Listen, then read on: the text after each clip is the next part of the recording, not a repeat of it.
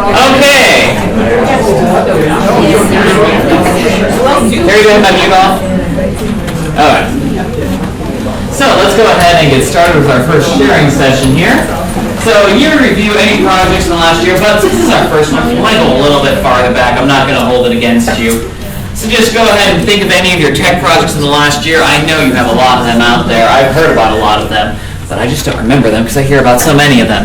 So we're going to go ahead, and Dale Heimer from Austin Public Library is going to start off talking about any projects they've been doing, what's worked, what hasn't, good parts, bad parts. Okay, thanks, Tyler. We started off last year installing Print Wizard, which we found out from Red Wing Public Library, and we used Print Wizard, which is a third-party software program, to customize our hold slips. We have self-pickup of holds, and we were printing, handwriting our own customized slip, and then sticking it into the item and putting it on the shelf.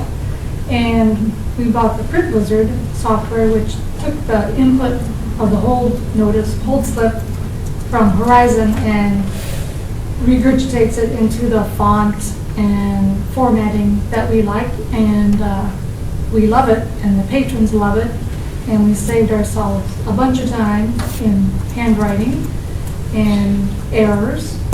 So we were real happy with that product. And the next big project we did over the summer was a laptop kiosk checkout. So I had seen it at the ALA annual conference in Chicago, and I came back and told Ann about it, and the next thing I knew we had it. And so I had to figure out how to make it work. So it checks out as just like a book or a DVD from your library, an HP laptop or an Apple iPad Air. We have 6 of each, and it's a kiosk, and people can use the device in the library for 4 hours and then return it and get another one if there's one available. And that's just slowly taking off, but more people are using it every day, especially since after I got that project done, we decided to close our computer lab, and because we needed more room in our library for a space to have programs and classes, and just, we have 2 meeting rooms now, but there was a need for another space.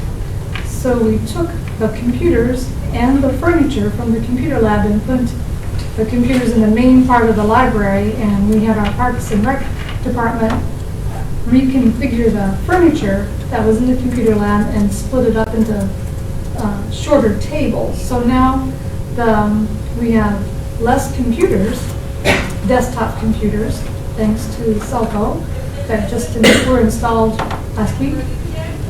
But they're in the main part of the library on beautiful furniture that looks like it came with the library in 1996. And so we have 12 computers for the public now and 8 for the kids, and they're all running Pharos. Before we had Pharos and another product called Userfold, so we decided to go with all Pharos. And then we have the 12 devices in the kiosk. Those are the big projects of last year. Are you happy with the kiosk? Yes, it was a steep learning curve for me, but people like it, and yeah, we're happy. No, I understand it wipes it's like deep freeze. It wipes everything off that the patron's done and charges it again, not starts the charging automatically, right? Right, the laptops have deep freeze on them, and so they are wiped and rebooted when the patron returns it, checks it in from Horizon, and recharges it. And the iPads use a program called Apple Configurator, which refreshes the image when it gets checked in. Very nice. And I can't believe it was 1996 for your library. I remember the old one. I know. I started at the library the week before it opened.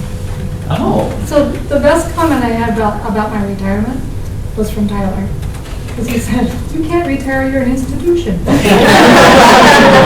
said, I'm an institution in an institution. So you've been institutionalized. Okay.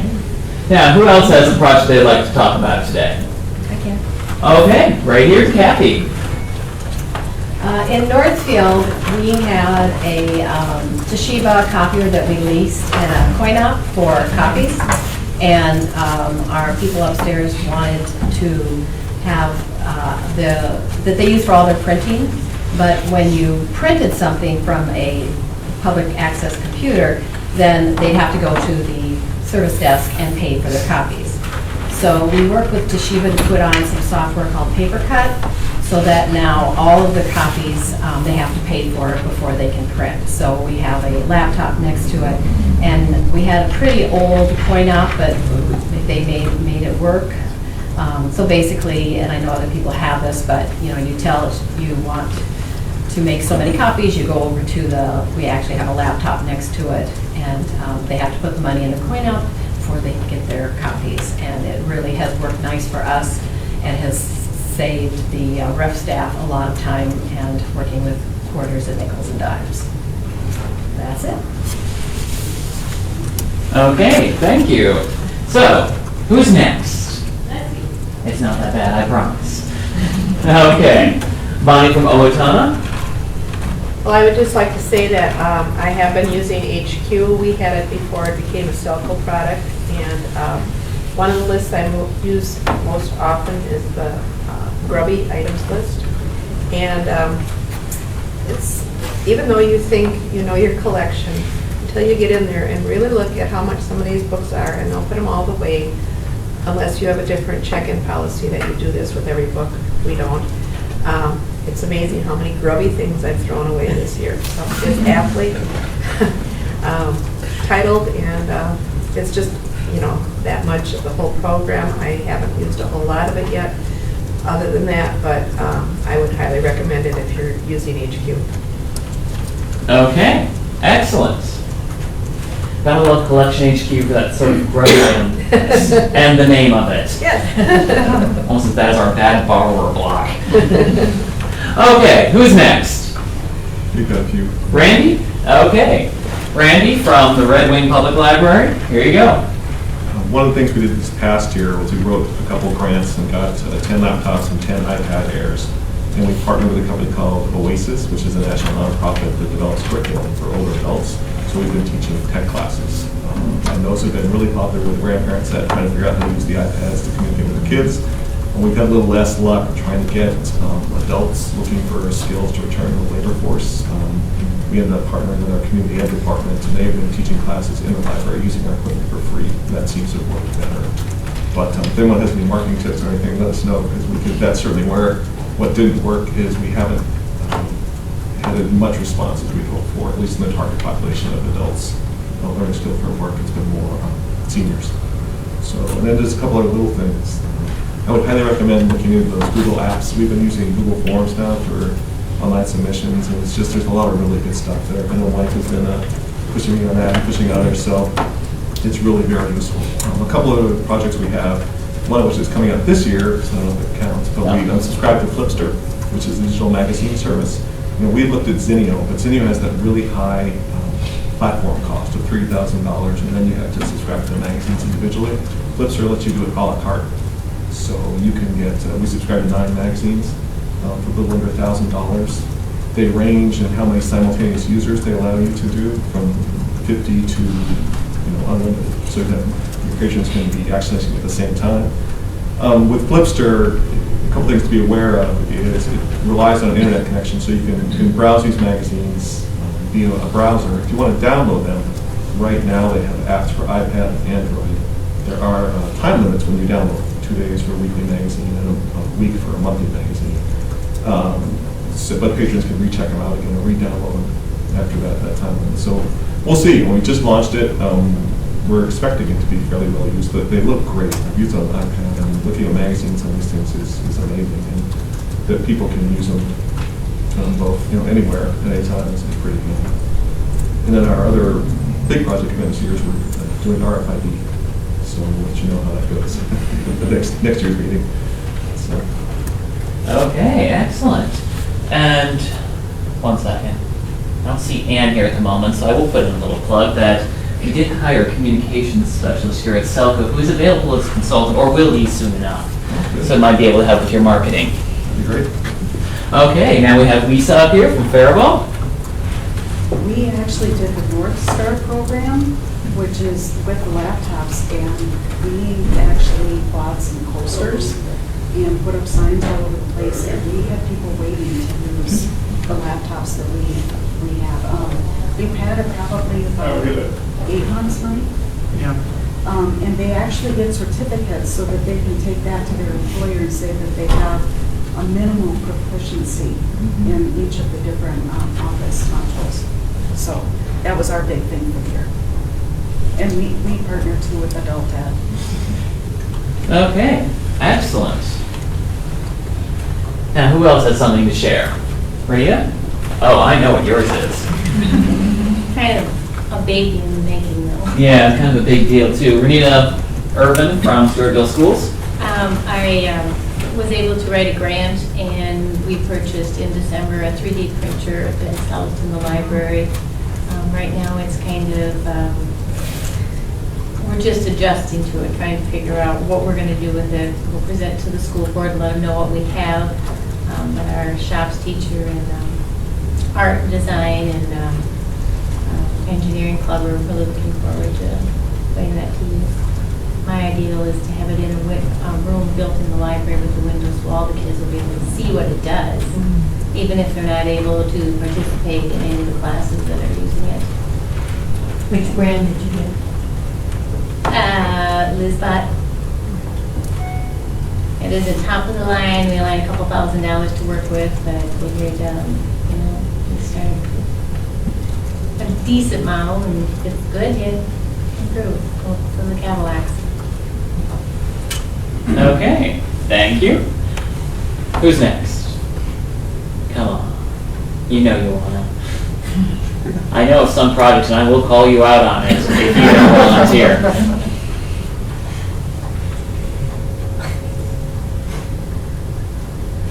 Anyone? Okay, don't make me do this. I will. Well, I do know there was some difficulty. This is not a pleasant project, but Casson had some issues over this last year with their wireless internet. You willing to talk about that for a minute, Art? Sure. Art Tiff from Casson Public Library. Over the last 6 months or better, our wireless, our Wi-Fi has been hacked into with downloading HBO movies. And our local telecom has been sending me letters. I've been getting phone calls. I've been in touch with the help desk with Donovan. And speaking of that, Donovan's coming over tonight to speak to my board about it. Trying to figure out what we can do to eliminate this problem. KMTEL is, I will say, not happy with Casson Public Library, but what do? You know, you have free Wi-Fi, how are you going to control this? Because they say, well, turn it off. Well, we turn it off after hours, but if we have it on during hours the library is open, people driving by on the street can park in the alley and use my Wi-Fi. Okay, the other suggestion was change password daily from my board. Donovan's coming over tonight to talk about that. And so this is a problem that I'm dealing with. I have not received any notice from KMTEL in the last, I think, 30 days probably, but they threatened to probably cut off my Wi-Fi. And so it's a problem I'm dealing with. Thank you. Okay, sorry about that, Art. Thanks a lot, Tyler. Well, it's good for people to know that that problem does exist out there, and some of our libraries are dealing with it. I was just gonna make a comment. Okay, Gail has a We comment. get from time to time in the mail cards that say the same thing. You know, someone has used your internet to download copyrighted material or whatever. just throw them. Gail just throws comment cards away. I've done that too when I got one of my house once. For the recording? Absolutely. Gail was talking about that she occasionally gets notifications in the mail from the cable company saying, "No, stop it, we're going to do nasty things to you." And she just throws them away. I did it once too. I got a notification saying someone had downloaded the newsroom from my Wi-Fi. I'm like, I talked to my roommate, like, I don't know if I've ever seen the newsroom and it's a password, so I'm just throwing this away. Okay. Ooh, here we go. I'm Melody, and our Wi-Fi is not password protected. I was wondering if there's anybody else that doesn't password protect theirs, because...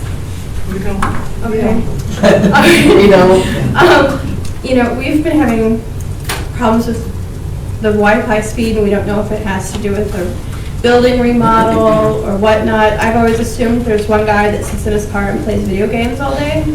I've always assumed it was that, but I mean, has anybody gone from password-free to password that maybe at that point they've noticed valid, I don't know, honestly valid users, but you know, like library users using it for their stuff that maybe their speeds increased, or I don't know. Or perhaps any change in user Right. behavior at all. Right. I mean, Has anyone had that experience of going from But what's the stop with those guys coming in and getting the password? You give it out to anyone, so. That's true. right. password could be given out to anyone who comes into the library?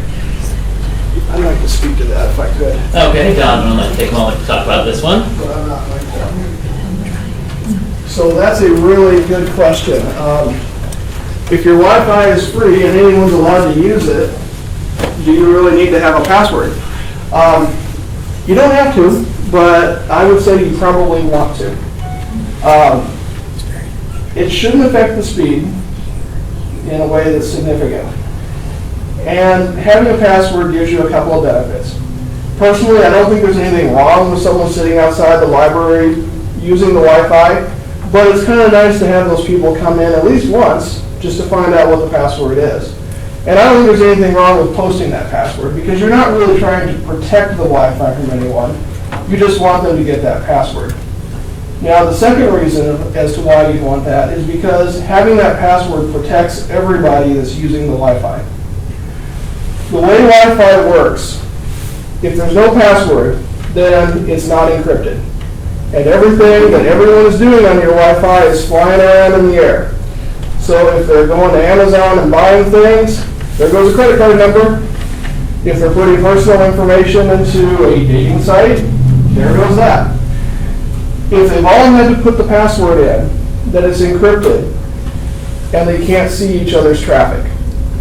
There are utilities out there freely available on the internet that will pull everything off your Wi-Fi so that someone can sit at their laptop and see everything that's going on. A couple of years ago, in fact, there was even a really cool one, if you want to call this cool, that would actually look at Facebook pages that people were accessing, and the hacker could sit there and look at their computer and actually see the pictures of the people who were posting things. So they could sit and look around and say, oh, I see what you're doing, and I see what you're doing over there. It's kind of a cool technical feat, but not something you really want going on in your library. So, as much as it could be a hassle, I would recommend having the password. You don't need to hide it. You don't need to support people putting it in, because presumably they know how to use their own equipment. But I would do it. That's just my 2 cents. All right, thank you, Donovan.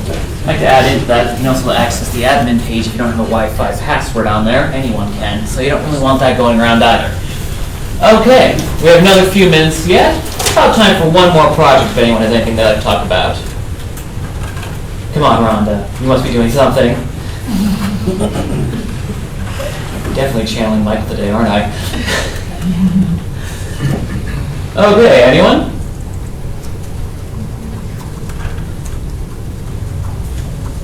One thing we looked at, but didn't get, and Gail. 1 second, here you go, Rainey. One thing we looked at, didn't get, and Austin used to have too, is UserPoll, which is a Linux-based client solution for providing public access computing. It has a lot of attractive features in terms of not having to do any maintenance. We decided against it because it doesn't have a lot of It has problems with devices attaching to it. We always have people coming with cameras and phones and things they want to hook to the Windows computers, which works quite well, but apparently works less well in Linux. And also, if you run your computers into the ground like we do, we'll run them for 8, 9, 10 years, it's not as cost effective as if you're replacing every 3 or 4 years, in which case the userful solution is cost effective. But it is a very interesting technology, and I would recommend looking at it at least, and we're going to keep an eye on it, see how the prices change and see how its functionality changes, but at this point we can do it. So. Can you repeat, what does it do? They provide Linux clients. It's like a thin client they provide on your, you replace your desktop computers with these Linux devices, and it's all centrally managed through them, or access to them. You can manage it. You can put whatever apps you want on there and provide things. And then they charge you a fee per station per year. You can use it on your own hardware and run just their software. You can buy clients from them. So you can have really little devices. I mean, it takes up only little space, so that's very attractive too if you're in a tight space. But like I said, we just didn't feel like the cost was worth the benefits. But maybe at some point. Okay, thank you, Randy.